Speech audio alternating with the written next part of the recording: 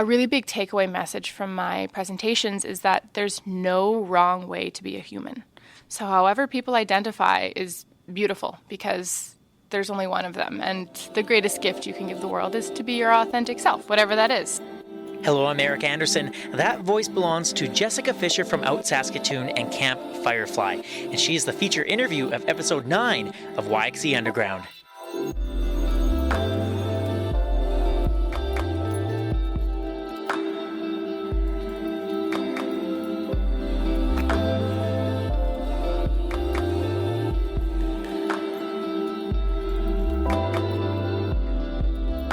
Our society and I think our community here in Saskatoon has come a long way in terms of LGBTQ2S issues in the past few decades, but there's obviously much more that needs to be done, not only in terms of policies, but especially education.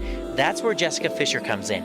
She is the Camp Firefly Saskatchewan coordinator, which is a wonderful leadership retreat for gender and sexually diverse youth in our province. One of the first stories I actually did for CBC Saskatchewan was a soundscape out at Camp Firefly outside of Regina, and you see right away the positive impact it has on youth. But Jessica also has a really important role with OUTSaskatoon. She is the face of the organization's education initiatives throughout the city and the entire province. Jessica visits elementary and high school classrooms and speaks with students about LGBTQ2S issues, and she opens up about her own story. Just imagine walking into a classroom and hearing this. You know, at the end of the day, you don't have to understand a person's identity in order to show them respect. But when you do understand one another a little bit more deeply, those connections and those bridges that have been missing for a while, those are better able to be established. And so, this presentation, we will talk about identity, what makes you a human. We will talk about we'll do more of a deep dive into different identities, so sexual orientation and gender, and then we will talk about the experiences that LGBTQ2S folks still face today, particularly in schools, and then we'll chat about how we can be allies. So how can we support one another? How can we do better and just show up and be kind? It's not just students, however, that Jessica is speaking to. She is working closely with teachers, parents, and administrators because they often hold the keys to making changes. Rachel Lowen-Walker is the executive director of OUTSaskatoon, and she explains why Jessica's work is so important. We know that it has to be something that all people are engaged in. So it's not enough just to work with youth. We also have to work with their parents. We also have to work with their schools. Oftentimes policy changes and the kinds of policy changes that are really needed, they do have to come from the principal or from the superintendents. And so, again, it's not enough, even though it's really important to work with young audiences. And of course, they're often more comfortable with the work that we do than some other audiences. We have to work with those administrators in order to ensure that the longer term policy changes are also part of the process. And so that includes things like, they're the ones that can make changes around bathrooms, right? Ensuring that there's gender inclusive bathrooms. They're the ones that can make changes around GSAs. And so having all of those pieces in place is a big part of the process. And then, of course, working with students is so exciting because I think that the work that Jess does is really empowering, right?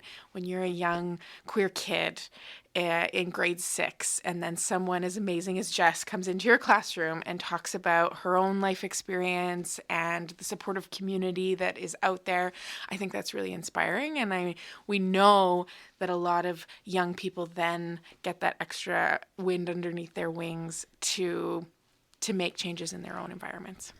Jessica talks about some of the times she has seen her words make a difference in the lives of students in this interview. So make sure you keep your ears peeled for those stories. Now, I should explain where I am right now. I'm actually at OUTSaskatoon. It's a Monday over the noon hour, and I'm tucked in the back corner here in the library section. I'm surrounded by hundreds of books covering a lot of different topics. And if you've never been to OUTSaskatoon before, I would highly recommend it. It's a really wonderful a warm, welcoming space, and you feel very comfortable as soon as you walk in. Lots of services here, and the first time I actually met Jessica in earnest was here at OUTSaskatoon when we did the interview. So if you've never been here before, I would highly recommend it, and we should get to the interview right now. So, like I said, I met Jessica here at OUTSaskatoon. We met in the common room a few months ago. Again, it was a Monday afternoon, and we had only met once before briefly. So I wanted to ease our way into the interview. So the first thing I asked her was, Jessica, would you please introduce yourself? This was her answer. My name is Jessica Fisher, and I am a cisgender queer woman who is both Metis and a settler.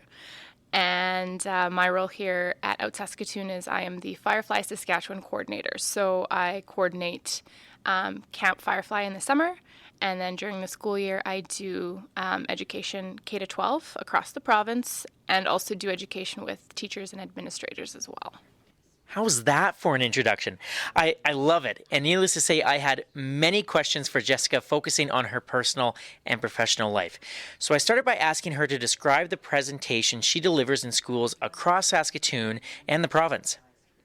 Yeah, so my presentation really focuses on teaching folks about basic building blocks of identity. So what is gender identity? What is gender expression? What is biological sex? What is sexual orientation? And so I really break those down and, make sure that people understand the different components that make up who they are as a person. And a really big takeaway message from my presentations is that there's no wrong way to be a human. So however people identify is beautiful, because there's only one of them. And the greatest gift you can give the world is to be your authentic self, whatever that is, and to be safe in doing so. So my presentation talks about basic building blocks of identity, of up-to-date terminology and what the terms mean. So for example, what does it mean to be bisexual? What does it mean to be transgender? What does it mean to be cisgender?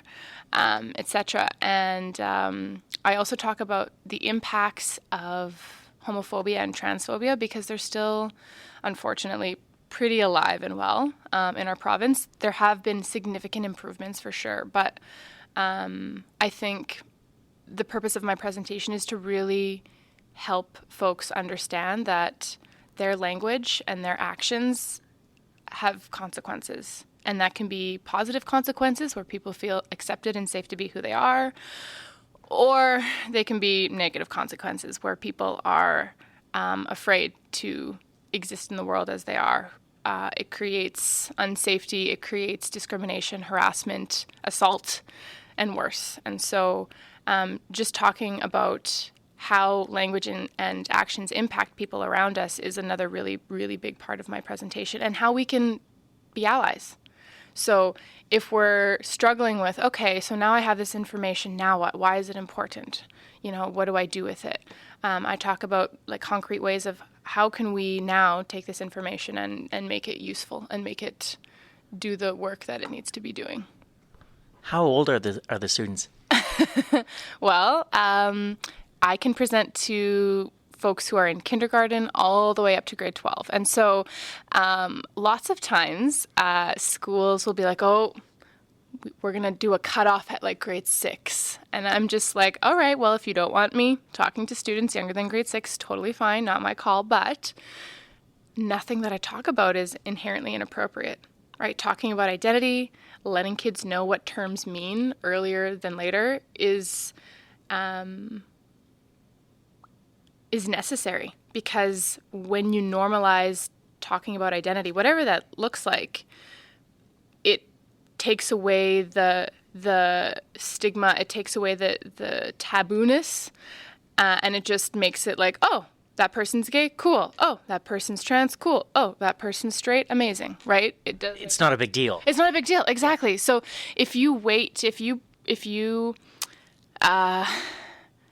have the talk, in quotation marks, about identity, then you've built this idea up that it is something that people can't handle talking about. But to be quite honest, when I go and I talk to a grade 1 class and I say, okay, So what different types of love exist in the world? Oh, there's friends and family and sibling and neighbors. And I'm like, yeah, okay. And is all love okay? And they're like, yeah. And I'm like, all right. So if you see a little boy and he wants to wear nail polish on a dress, is that okay? Yeah. Like, they get it. They are accepting.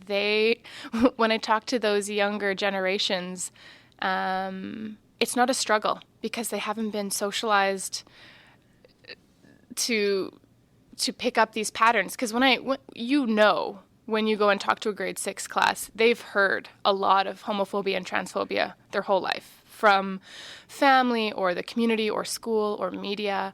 And so when you can start disrupting those messages earlier on, then they are like, yeah, like, why would I believe that? That seems silly. Why would I hurt a person?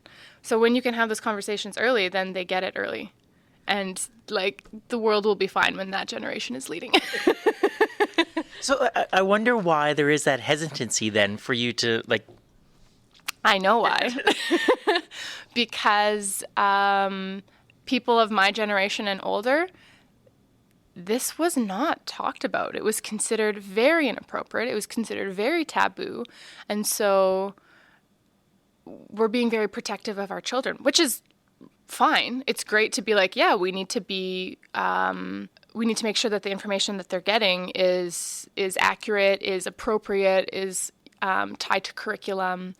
But because these adults often don't have a lot of experience with this knowledge, there's a lot of fear around, what is Jess going to talk about? What is Jess going to say? Is Jess going to influence our kids to maybe become gay or maybe become a lesbian or something? And so there is a lot of, I still think, fear around me coming in and chatting with folks. But I think after teachers hear the classroom presentation, because they're in the classroom with their students, so they're also learning too, which is great. Or maybe the teachers have gone through professional development training before I go and talk to the students. Then they are like, oh, and they all like take a collective sigh in and breathe out, and they're like, this is fine, actually. Jess is not saying anything that's like not okay to say in a school. So it's really, I think it's just perception and like people being nervous about what I'm going to talk about. Do you get nervous when you go into a class? And like, can you sort of feel a bit of the vibes? Yeah. Yeah. You can, yeah, you can definitely tell when you go into a class. I, to be quite honest, prefer chatting with elementary school kids because they are, well, number one, they're not too cool to participate. High school kids. Yeah, so they love asking questions. They love guessing what things might mean. And then when I tell them and I give them some story or some like background knowledge, they're like, oh, okay, cool. And so I often get really positive feedback from students because I also have a feedback form that I hand out.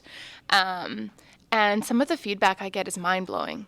Like, I was in a grade 5 class the other day, and one of the students was saying, how do you know when you're ready to kiss somebody? And I was like, oh, well, that's not my topic to cover, but probably when you and the other person you want to kiss have talked about it, have talked about like boundaries, have talked about what feels good for you, and you've checked in with an adult that you trust, because you want to make sure that, you know, before you're engaging in any type of physical touching, be it hugs or kissing or cuddling or whatever it is, that you understand what that looks like for you, how it could impact you, how it could impact the other person.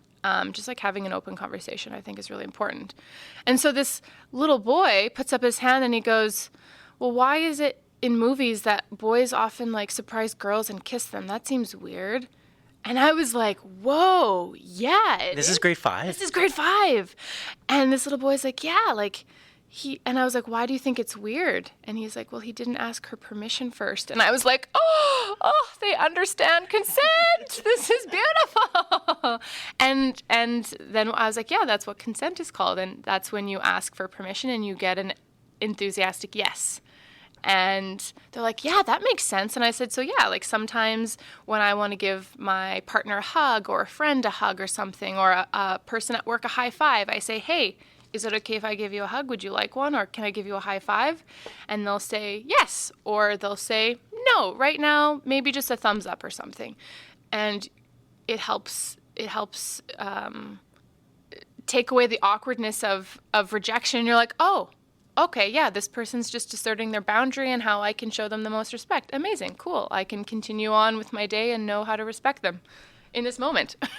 So when that grade 5 student put up his hand and said that to you, how did that make you feel? Oh my gosh, I was like, okay, well, in my brain, I'm thinking this could be a whole presentation in and of itself. And I am so excited that this grade 5 classroom is at that level. Because, again, these were conversations that I didn't have growing up. I was never taught what consent was. I was never taught that asserting your boundaries, whatever that looks like, be it physical proximity or how you like to be talked to or whatever, the activity you're doing. I think being able to talk about what you need in kind ways allows the world an opportunity to be like, okay, yeah, this is how I treat you with the most kindness. I know that X friend doesn't like hugs. I know that Y friend likes really, really tight hugs when I see them, or this friend really doesn't like large crowds. So when I hang out with them, I'm probably going to invite them over for tea instead. So like it helps. It helps on so many levels. Like consent is like so important, and not just sexual situations, in all areas of life. It's like so fundamental. Yeah, that's what, and I'm just thinking of certain friends right now who, when you said, some like crowds, some don't, and yeah, I'm thinking in my mind, yeah, I know that. I want to ask you with the high school kids, Yes. Because I used to teach high school. My wife teaches high school. I know sometimes they don't ask questions, and then sometimes they're. In my own experience, too, I know that kids had their certain beliefs and that anything you say isn't going to... You're nodding your head right now. So what is the experience like when you go into high schools? Yeah, they also really vary as well. I go into some high school classrooms and there are folks who are super engaged. But yeah, there's often... people are more quiet because I think they're absorbing information and taking in information very differently than a grade 5 student would, right? So they're engaging with the material more critically, I think. And it's pretty phenomenal, actually. Some of my most, biggest accomplishments in my presentation moments are after I do a high school presentation, having a student come up to me and say, wow, I understand my identity now for the first time, and I'm going to go home and tell my family for the first time. Oh, that's huge. Yeah. And that's happened. Oh, more than once. Like probably more. I can't count on two hands how many times I've had a student come up to me and say, thank you so much. Now I know that my teacher has this information about my identity, or thank you for validating me, or thank you for helping me understand who I am, or thanks for clearing this up because now I'm a better support to my friend, or now I want to tell my family, or I knew this presentation was coming to my school, so I already came out and told my family on the weekend, and now I'd like to pick up some of your pamphlets to give to my family so that they know how to support me. It's like, in those moments, you can't see because this is a podcast, but I have chills, like really. You do. I can see the goosebumps on your arm right now. Yeah. And so like that part of my job it's a gift, because for a person to feel safe enough to come up to me and say, this is my identity, thank you. That takes so much bravery. I'm a stranger coming into their school and they're sharing this part of who they are. And it's an amazing gift for sure. But then, that's a lot of responsibility on your shoulders as well. And I'm sure or do you go into a high school classroom knowing that this could happen? And does it change how you present, or are you just still you? I'm guessing you're still you. Totally. Well, I come out in every single one of my presentations. So I always reveal that I'm a pansexual woman, which means that My attraction pan in Latin means all. So it means that a person's gender identity or their body parts, they don't matter to me when I'm looking for a person to date. If I think a person is cute, I think they're cute. So some people like to think of being pansexual as like an equal opportunist. everyone is potentially fair game. But it doesn't mean that I have a crush on every human, right? It means that I have a crush on who I have a crush on.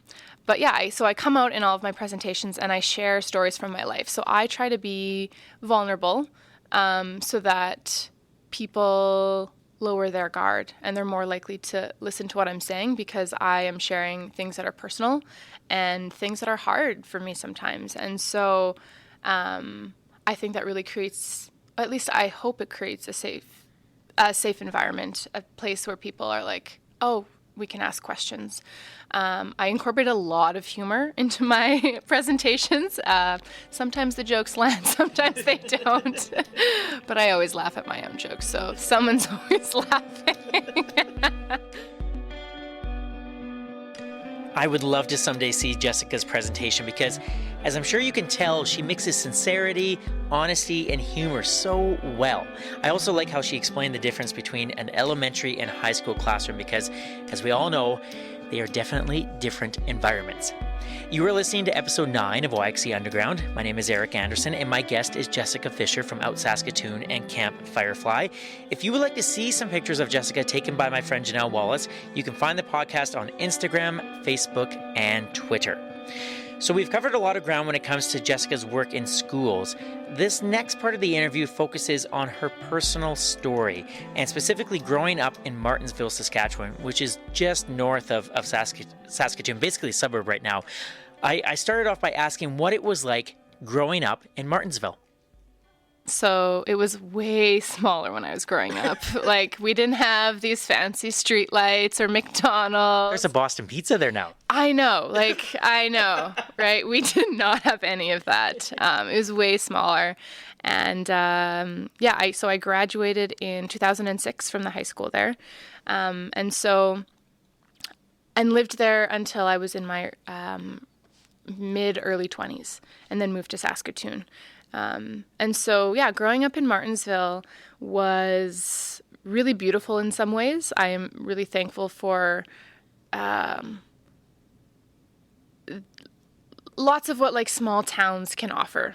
You know, that's that sense of safety, that sense of knowing people, that sense of a community, and just like playing in fields and stuff, you know, just playing with sticks and rocks because that's what we had. But I do also think that it was challenging to grow up in Martensville because the population appeared, and I say appeared, very homogenous. It was very white, middle class, heteronormative, cisnormative. So it didn't look like there was a lot of diversity, although of course there's always diversity that you can't see, right? And so that part was challenging because learning about different cultures, learning about different ways to be a human, that left a lot to be desired for sure in my education. And talking about sexual orientation or gender was not a whisper on the wind. Not a whisper on the wind. Like, not in elementary school, not in high school, not in sex ed, nothing. And so I didn't really know about different ways of being a human. You know, I was like, there's gay, there's lesbian, there's bisexual, and there's straight. And that's it. And your gender is dictated by what body parts you have. Like, I didn't know trans people existed. And, I just heard a lot of, I was very homophobic and transphobic and racist growing up because those were the messages being shared with me. But as I mentioned earlier, part of my identity is, on my dad's side, I'm Metis, and my mom's side, I'm a settler, and I'm very white passing. And so I learned very quickly, if you don't want to be like the few kids in your community who are Indigenous and you don't want to be harassed about that, then you reject that part of who you are. You don't talk about it. You don't remind people that that's who you are. And you join in on those really, really terrible jokes, in quotation marks, or comments. You don't stand up for people. And so silence was a lot of, and knowing full well that it was wrong, but silence is what protected me and like ultimately imprisoned me as well. So taking my own power away from myself and not allowing myself to have a voice, I think was, definitely something that impacted my ability to connect with my identity as a pansexual person, because I was like, whoa, this part of my identity is already not accepted. For me to show that I am not straight, but I don't know what I am because I don't have presentations that talk about diversity. I was going to ask, was there a Jessica that came to your classroom? No. Actually, sidebar, I was invited to go to Martensville High School, the high school that I went to last spring, or this past spring, actually. And I gave presentations to the grade 9s, every single grade 9 in my former high school. And I actually had a student come up to me after my presentation and say, whoa, my identity finally makes sense to me. I know who I am now. And they went and joined the GSA that day.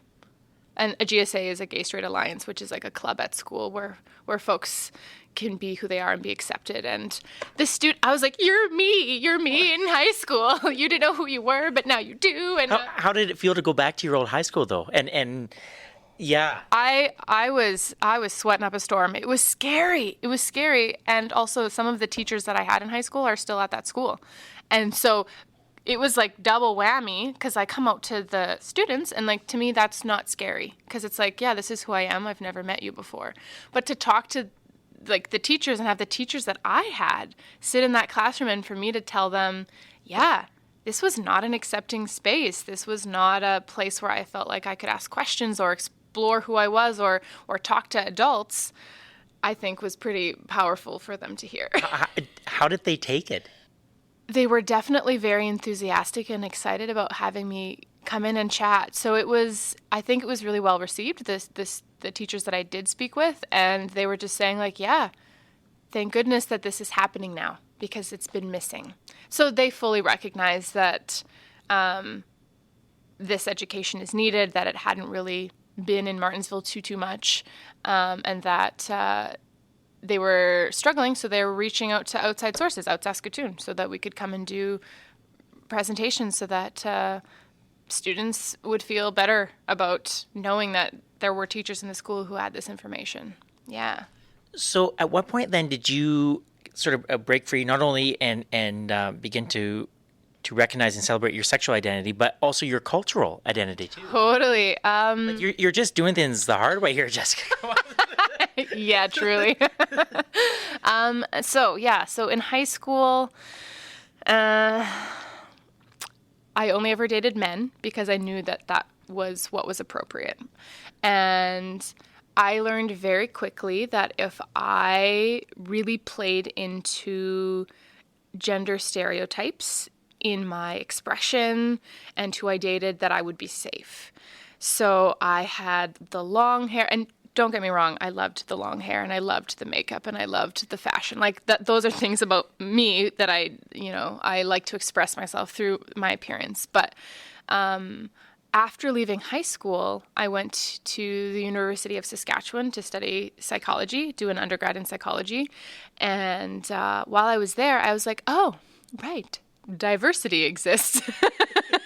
Because there's people from all over the world studying at this university, and people who have different ways of thinking about things, people who have different identities, people who have these unique perspectives that I had never heard of. And so meeting people in university and just being in the university environment, I was like, wow, okay, yeah, there is a world outside of Martensville, right? I can see myself existing as a Métis person in a university, as a queer person in a university, because I see them around me. When I was 21, I cut my hair really short for the very first time in my life.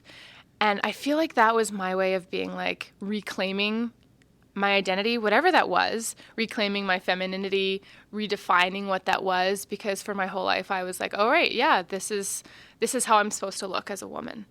But like that wasn't jiving with me anymore. I was like, I would like to expand my idea, because I see all of these amazing, beautiful humans around me, and they at least appear to be living life freely. So I was like, I want a taste of that sauce. So I cut it off. That's a great quote, by the way. I want a taste of that sauce. Wow. All right. Well, do with that what you may. And so, yeah, the first haircut was kind of mullety, but like the second haircut to like clean it up was actually really cute. But I had people come up to me who I didn't know very well and say, Jess, women don't look like that. That is not feminine. What are you doing? Your boyfriend let you cut your hair? And I was just like, ooh, that does not fly with me. Like, I can be feminine. I am still a woman. And I don't need permission of a partner to do with my appearance what I want. This haircut doesn't hurt anybody. But you seem very upset about it. But, like, I'm fine with it. So what's the intention around this? Why are you trying to police my expression? I was just going to ask if you challenged people on that. You did. I did. But I also had people say, oh, Jess, are you a lesbian now? And I was like, because I have short hair? And they're like, yeah, lots of lesbians have short hair. And I was like, well, yeah, your grandma has short hair and she's not a lesbian. So like logic, come on. But I got these comments so often from the people that surrounded me at the time that I grew my hair back, because I did play with it at different lengths for a little while, but as fast as I could grow it out, I grew it out, because I didn't feel like I had a lot of allies who were willing to be like, yeah, Jess can do whatever the heck she wants with her hair. It's her hair, right? It doesn't affect your day at all. So when I moved to Saskatoon, and I was in the social work program, and I had kind of split from my Martensville home, the person that I was dating at the time, we had gone our separate ways, and the people that I used to really hang out with a lot, we kind of had gone our separate ways again.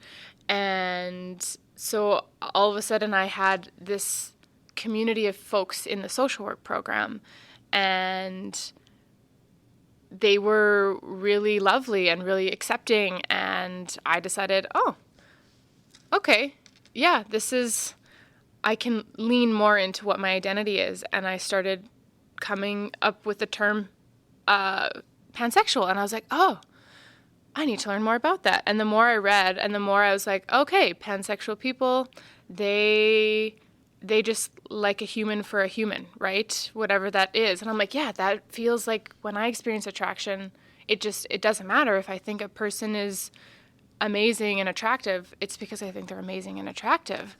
And so I started really connecting with the term pansexual. But that was something that my close friends knew about, but it wasn't something that I really truly shared with my immediate or extended family. But after the Pulse nightclub shooting happened, I was just like, wow, I have so much privilege in my identity because I had only ever dated men. So me as a queer person, I can hide my identity. So it is definitely erased for sure in some instances, but I also have privilege in the sense that because of who I'm dating, people make the assumption that I'm straight all the time. One of the great things about hosting this podcast is learning about new things from very smart and caring people. I had never heard the word pansexual before I met Jessica that day at OUTSaskatoon. I wanted to know more about what it means to be a pansexual person, how Jessica came out as a pansexual, and how her family reacted. I knew going into high school that I knew in like grade 7 or 8 that like, yeah, I don't think just boys are cute, right? But I didn't know what it meant. And I didn't talk about it because nobody else was talking about it, like at all. And so in university, when that word clicked for me, I had known for a very long time I wasn't straight, but I didn't know what I was. And so I didn't feel like I was allowed to talk about it, which is pretty oppressive, right? Because like you don't need to know who you are in order to talk about that, right? You don't have to have anything figured out in your life in order to, whatever you're feeling is valid. That can be confused, or you could know without a doubt in your mind who you are. Either is equally valid and equally amazing, right? But it made sense because all of a sudden I was like, oh, that makes sense why I was so into Archie comics. Not for Archie, but for Betty and Veronica. That's why I loved watching Xena the Warrior Princess, because Lucy Lawless in leather, right? Yes. High five. Certainly wasn't the acting. Yeah, no. But just like, things definitely started clicking and making sense for me the more and more I looked at my life and was just like critical of why certain things had happened. And it was just like, yeah, like this all makes so much sense. And so, yeah, it was kind of like trying to get a zipper on for a lot of years, and you just can't quite get the teeth to line up, and all of a sudden this term pansexual comes and zip, it just all came together and like fits so comfortably that I was like, yeah, this is the word that describes me. That's pretty powerful. So when you shared that with friends and family, and then to do it in a way on Facebook as well, how did people react? So I realized that I had never physically said the words out loud to my mom or my dad. I had talked to my brother about it, but I'd never said the words out loud to my immediate family. So after I posted that, I went into panic mode because I was like, my mom has Facebook. And I don't want her to find out from Facebook that this is my identity. So I called her right after work, and I was in a panic. I was like, Mom, if you're on Facebook tonight and you see this post, I just want you to know, like, yes, this is real. I'm pansexual. And if you have any questions, like, let me know. But like, cool. Okay, bye. And it was a message? No, I called and talked to her on the phone. Oh, and it's okay. And I just click, because I was so scared. And so after the initial like, yeah, this is who I am kind of thing, I never actually like sat down with my mom and dad and was like, okay, so do you have questions for me? What do you need to know? I kept sending them like little articles or videos that would like explain my identity, or so like resources are actually like really great, because if you're like too afraid to have those conversations yourself, having somebody else explain them is like without like that emotional block or fear is very helpful. I feel very, someone's calling right now. Yeah. It's a stat. It is. I feel very lucky that I met you that day at the volunteer fair at the Ramada Hotel, I think it was. Yeah, at the Ramada here in Saskatoon. Because, I think you're fascinating. And I think the work that you do is really, really important. And I wish that you would have come to speak to grade 3 Eric in Mrs. Kettner's class in Swift Current at Oman School, which doesn't exist anymore. They tore the school down, and but that's another sad story. Anyways, thank you so much for sharing your story and for what you do, and best of luck in the future. You're so busy. But I would way rather be busy and work myself out of a job, because the change happens. So I will continue to be busy until things change, and that's okay with me. Thank you, Jessica. You're welcome.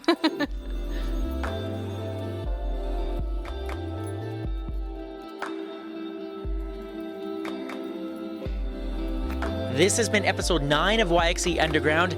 Thank you very much for listening. My name is Eric Anderson. I host and produce this original Saskatoon podcast. If you know of someone doing something great here in Saskatoon who is flying under the radar, please let me know. You can send me an email, ericandersonyxe@gmail.com. You can also find YXE Underground on Facebook, Twitter, Instagram, and on the CBC Saskatoon website. And I want to say a big thank you to the CBC's Corrine Larson for being the consulting producer of YXE Underground. I also want to thank Janelle Wallace for taking some amazing photos of Jessica. We went to a two-spirited powwow at the White Buffalo Youth Lodge near the end of December, and Janelle got some great pictures of Jessica doing her thing. So Janelle, thank you for those photos. I also want to thank my cousin Andrew Dixon for the music that you heard in the podcast. David Hutton from the CBC, CBC Saskatchewan. He is the managing editor and a really big supporter of the podcast. So David, thank you. And a really big shout out to the great team at OUTSaskatoon for making me feel so welcome. I've been here several times working on this episode, and they've welcomed me every single time. So like I said, if you've never been here before, come check it out, because it's a really, really wonderful place. I also want to thank my wife Jennifer and my dog Fred for just being the best. And next episode, I'll introduce you to a woman named Erin Wasson, and she's a social worker at the Western College of Veterinary Medicine, and she's doing some really important work when it comes to the mental health of veterinarians in Saskatoon. So hopefully you can subscribe and tune into that episode. And before I go, I would like to acknowledge that this interview was recorded on Treaty 6 territory and the traditional homeland of the Metis. My name is Eric Anderson. This has been episode 9 of YXE Underground. Subscribe to the podcast on Apple Podcasts or wherever you find your favorite podcasts. You can also find more episodes at yxeunderground.com. This podcast is a production of the Salthammer Production Company. Thank you so much for listening, and we'll talk to you soon, Saskatoon.